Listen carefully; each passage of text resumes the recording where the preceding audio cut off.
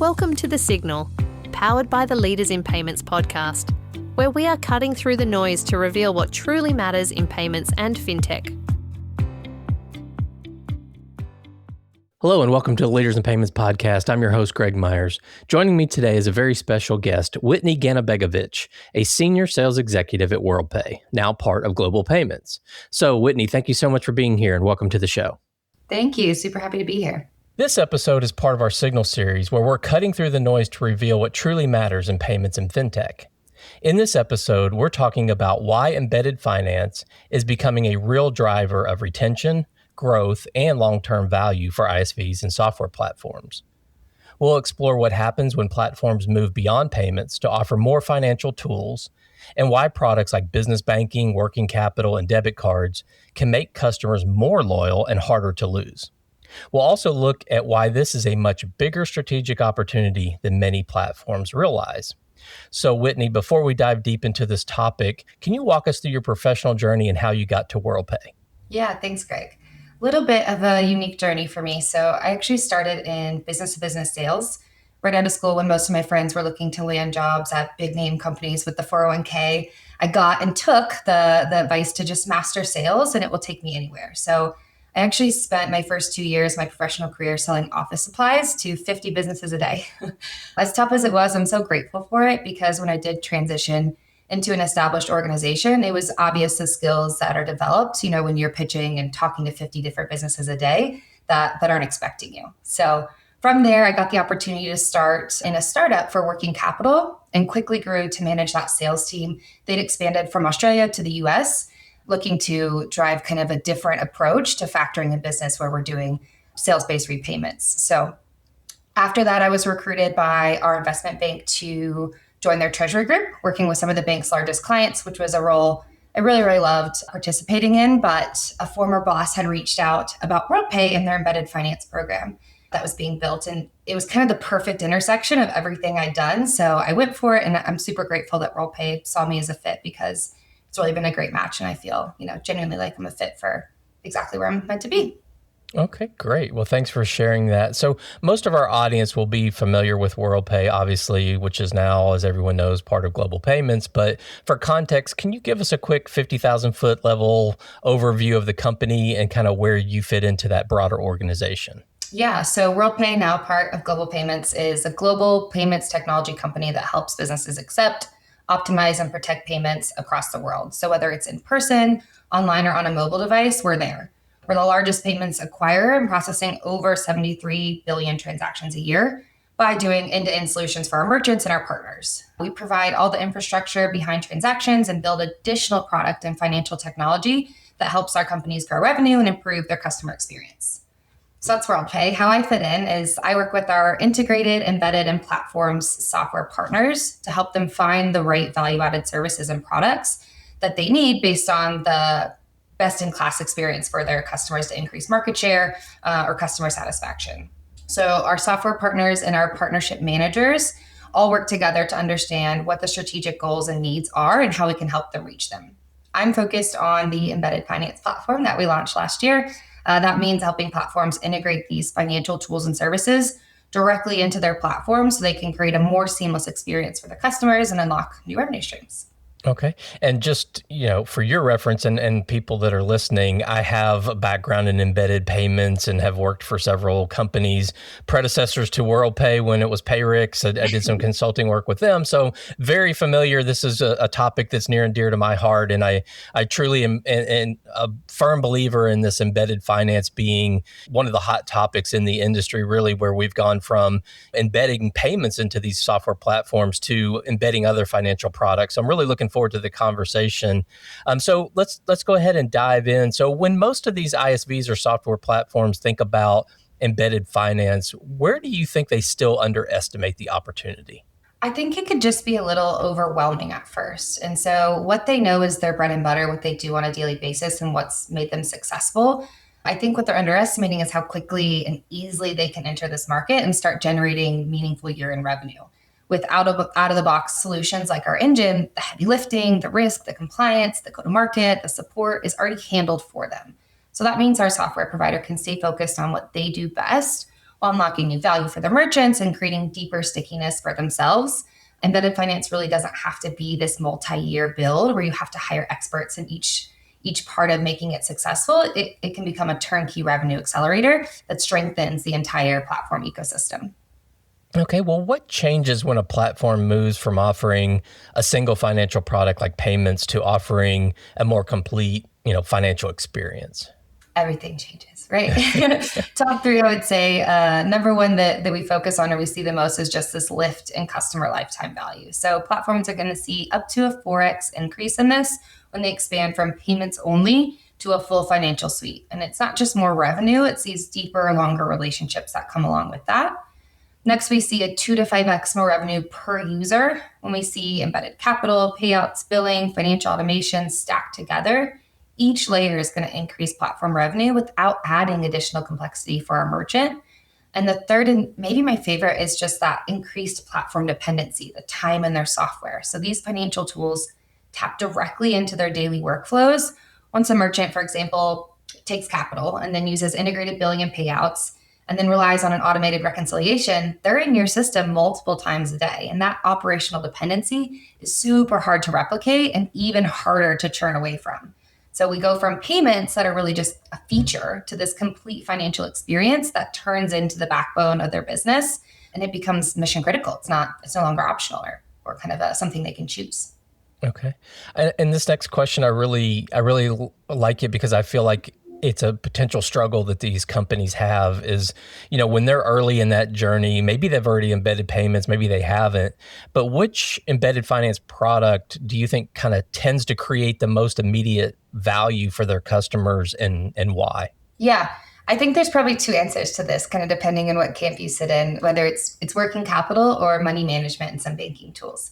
I sit in the camp of working capital because it's one of the fastest, lowest effort ways to deliver value to your merchants. It can require no cost, no risk, and no operational lift from the platform. Yet it's going to provide access to funding that's automatically qualified based on the information that we already have due to the software's relationship with the merchant today. Capital can be very simple. It's intuitive. People know what to expect. And so merchants are receiving capital when they need it. They can repay through sales base, through ACH, and flexible remittances that naturally match their cash flow cycles, making it very intuitive to the behaviors that they have today. There's no confusion, rigid terms, and no exposure for the platform. And so it's a really frictionless way to offer financing to your merchant base in a way that feels fair to them, predictable, and really easy to adopt in a place they know and trust. So capital, I think, is the best one to kind of dip our toe in the water if that's what we're thinking of how to get started with embedded finance and really start, impacting our merchant base. Okay. Yeah, I want to kind of ask a follow-on question to that because you mentioned something that, I think people who are in this space kind of take for granted and kind of understand, but maybe the ISVs or the platforms don't think about it as much as the data aspect, right? They already have, like you said, all this data on their customers and especially payments data, which lends, to your point, directly into being able to offer capital. And I think that's something that, I hope you would agree, makes it such an easier product to kind of integrate, and it just makes a lot of sense to the merchants. 100%. And from a pre-qualification standpoint, right, we can send anonymized aggregate historical data to different providers in order to generate offers that fit a merchant exactly based on where they are today, whether that's in a high seasonality business or a high risk or a lower time in business where financing can be a lot harder to capture. If you're a young business, if you have high seasonality, that can be very difficult, but using payment data and data over time that we can send across can be a really great way to provide your merchants with true value. Okay. Well, what are some of the biggest mistakes platforms make when they're rolling out, new embedded finance offerings? I think one of the best things about embedded offerings is that they're embedded, right? We're meeting our customers where we are today. The mistake I see made is thinking that's enough, right? It's great. It's better than sending out, a mailer that they're going to get at their doorstep and throw away or an email campaign. But success still is going to depend on a thoughtful go-to-market plan. And so think of it like I'm working with car dealerships, right? You wouldn't run a generic promotion at a random time. You'd sync up campaigns with their sales season. So tax refund peaks, model year clearance periods, year-end buying cycles, service department surges. There's all kinds of different things you could do that pair with the cash flow of business and providing capital. And when we automate those go-to-market motions, we make it incredibly simple. And so having strong adoption depends on aligning our messaging to the rhythm of the customers that we're serving and doing it in a way where it's not taking so much time, energy, and effort from our team day in and day out, but it's truly an automated process that we can click and go. And being really thoughtful and creative with those systems is kind of what I'm currently passionate about. I think it's really, there's a lot of value to the partners on, hey, why should I offer embedded finance today? I don't think anyone's arguing with me of like, this won't provide value, but how can we thoughtfully bring it to market is one of the biggest challenges. And having embedded marketing and thoughtful marketing to go along with it, kind of beginning with the end in mind is what we're looking to do. And I would assume from your perspective, that can be challenging because it's going to be different for every vertical, right? I mean, you mentioned car dealerships, but there are 50 other verticals out there or more, right? So yeah. I would think that becomes challenging. So what are your thoughts on that? That's why it's great to have awesome partners. And so kind of going back to the very beginning, we partner with external providers. We get our own data as well. And so as the end user, as the software provider, they're not having to think, hey, how are my merchants going to use this? They're not experts in working capital, but we have external providers that have worked across every vertical for several years, and we can kind of take the marketing data that they've gotten from that. And then we have our own case studies where we've seen what's been successful as well. And so when you're not trying to take this journey completely alone and reinvent the wheel, when you lean on kind of partners that know how to do it best, that go-to-market really can be a lot more plug and play. And in today's day and age where we get to utilize AI, I think there's a lot more coming that's exciting to make the marketing automation based on verticals a lot quicker and easier to do for any size software provider. Okay. I knew we would not get through the conversation without AI coming up. It doesn't matter. It doesn't matter what conversation or what it's about. AI always comes up, which is a great thing. All right. Well, let's pivot a little bit and talk about friction, customer loyalty, and lifetime value. I mean, all great topics that ISVs and platforms, want to hear about and need to hear about. So how does embedding financial tools directly into the software experience help reduce friction for the end users? Yeah, this is one of the parts I think I'm most passionate about. My husband ran a small business for 7 years, and then working in the Treasury Department, I worked with a lot of small businesses, and friction is kind of just like a part of their day-to-day, right? It's really hard to be a small business. It's hard to know where to go for everything. And I think just the decision fatigue that they face on a day-to-day basis can be quite overwhelming, where they're really just looking for a Swiss Army knife to run their business on. So embedding financial tools directly into their platform to me is like flying on a nonstop flight versus one with multiple connections. So we have one boarding pass, we have one login, we have one plane, it's one platform. There's no risk of, missing our connections or things that can go wrong. And everything is handled by one airline that you trust. And so there's that white labeled support with it. The result is our traveler or merchant gets where they need to go faster, smoother, and with less stress.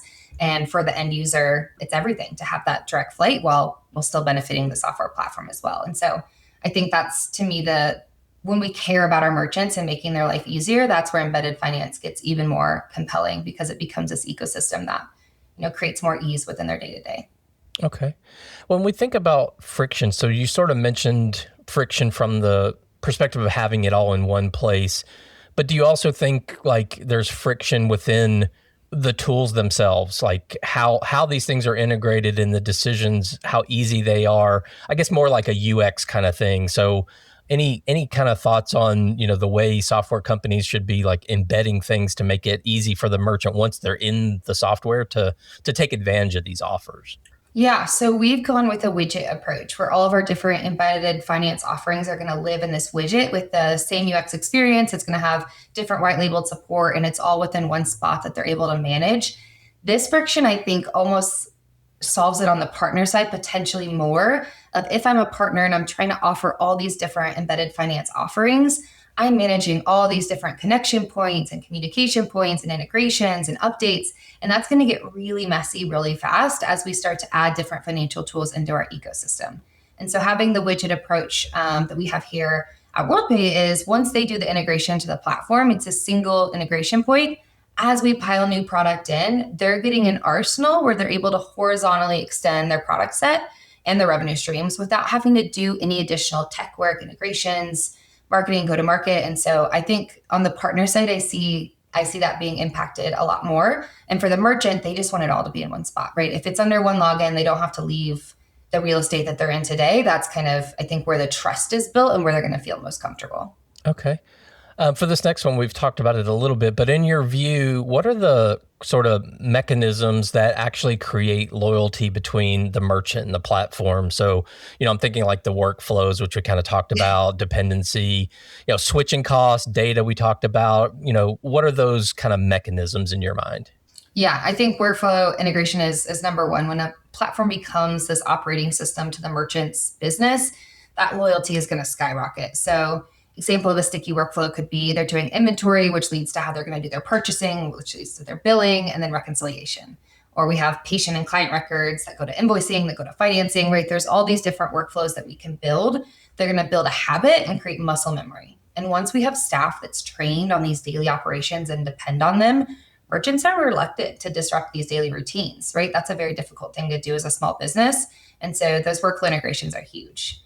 For embedded finance, I think maybe a bit more relevant is the dependency on this unified tooling. And so that's where embedded finance shines, where that financial layer is fully native to the core workflow. Dependency is going to grow when we have payments, payouts, deposits, reconciliation, all in one spot. Reporting is centralized, it's automated. And these products like capital are going to tie directly into a merchant's behavior. And so when we remove that platform, we break everything else. The merchant's not losing a tool, they're losing their system. And that's why we see the embedded part being so important for the retention. Okay. Yeah. And, the next question is really about retention. But for years and years, when we were talking about embedding payments, it was really, a lot of times it was a revenue discussion, right? That these software companies could drive revenue. But why are products like business banking, working capital, even debit cards, why are they becoming so important to customer retention, not just the revenue side?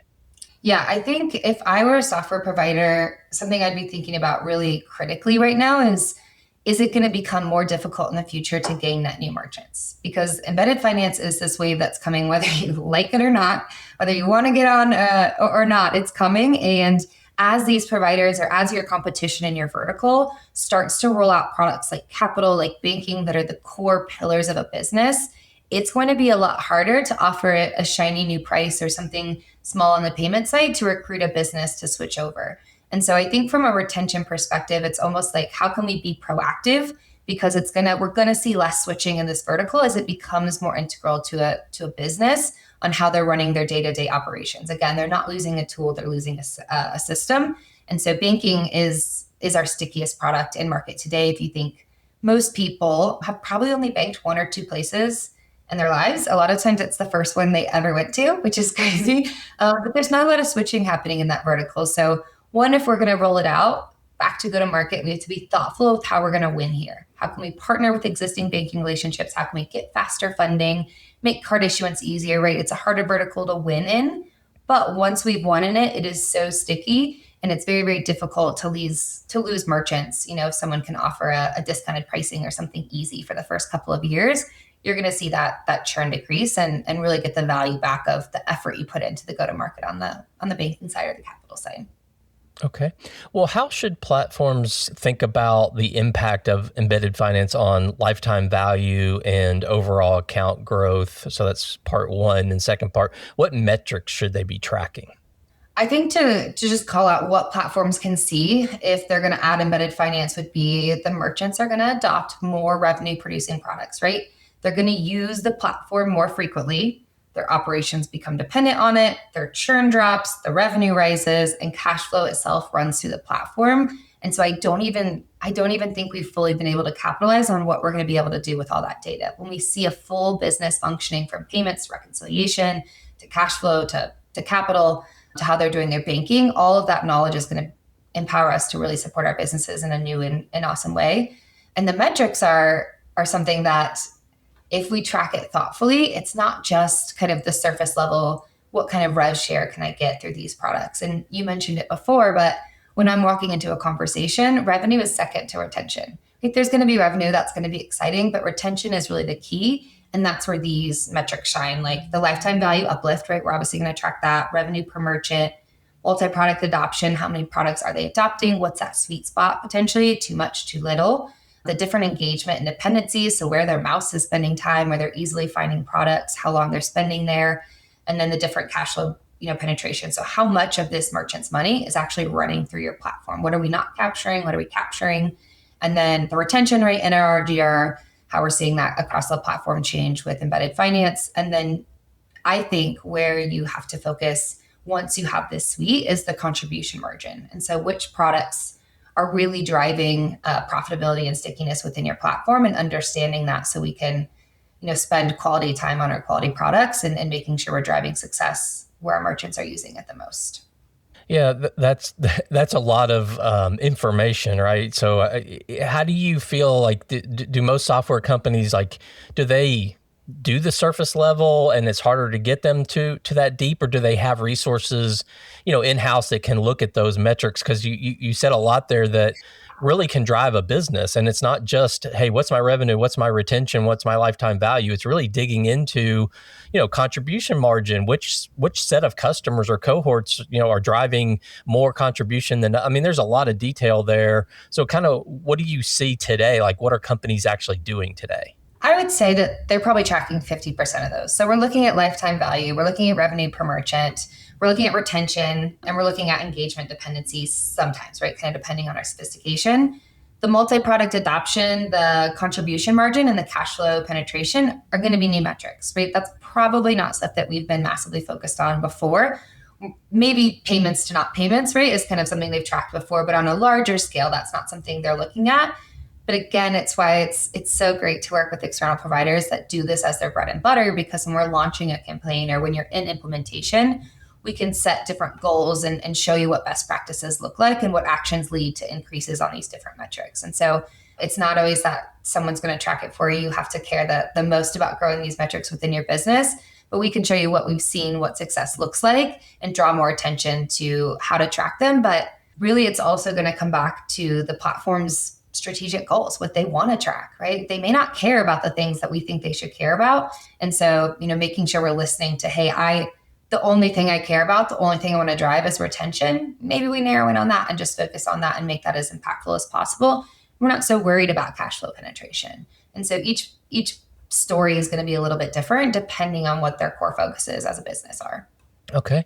Well, looking ahead, how do you see embedded finance changing the competitive landscape for these software platforms over the next couple of years? Yeah, I think I spoke on it before, but it's going to reshape the competitive landscape because platforms that adopt it are becoming, I hate this analogy sometimes, but the smartphones of their category, right? And the ones that aren't are kind of stuck on our flip phones. And so it's not that if you haven't started, you're already behind, but it's going to get harder and harder to win this new business as all the platforms around you get stickier and stickier, offering all this value to their merchants, and they get better at the go-to-market, they get better at the strategies, and they're able to grow in staff and revenue by the revenue and retention they're gaining from these products. And so, really being focused on what you do is the core part of a lot of these businesses. And I think the hesitation is like, this is what we do. If we provide this vertical software to nonprofits, that's what we're amazing at. That's what we want to focus on. That's why they're our customers. I don't think you have to let that go in order to offer embedded finance. And that's the biggest mindset shift that I look to see is just because we want to be great and amazing and focus on what we do best doesn't necessarily mean that we can't offer embedded finance and partner with really good experts that can roll this out in a thoughtful way and still impact our merchant base without, degrading what we've earned their business for doing. Okay. Well, Whitney, one final question. What is the one key takeaway that you hope the audience remembers from this conversation when they think about embedded finance as a driver of retention and growth? I just want them to go back to the nonstop flight. And so for your merchants, they're getting that nonstop flight. One check-in, no layovers, no lost luggage. The merchants are getting there faster. Platform earns more miles, right? When you're booking flights, you're not going to try to have all these different connections or stopping points. You're going to try to get there as fast and as easy as possible. And that's what embedded finance is going to do for your merchants. It's going to create this easy experience. They have less stress. They have more trust. They have more stickiness and loyalty to you. And everyone really wins in this ecosystem where we have, an easy trip and better economics. Okay. Well, Whitney, I think that's a great way to wrap up the show. So I know your time is very valuable and I really appreciate it. So thank you so much for being here today. Yeah, thank you so much, Greg. I had a great time. And to all you listeners out there, I thank you for your time as well. And until the next story.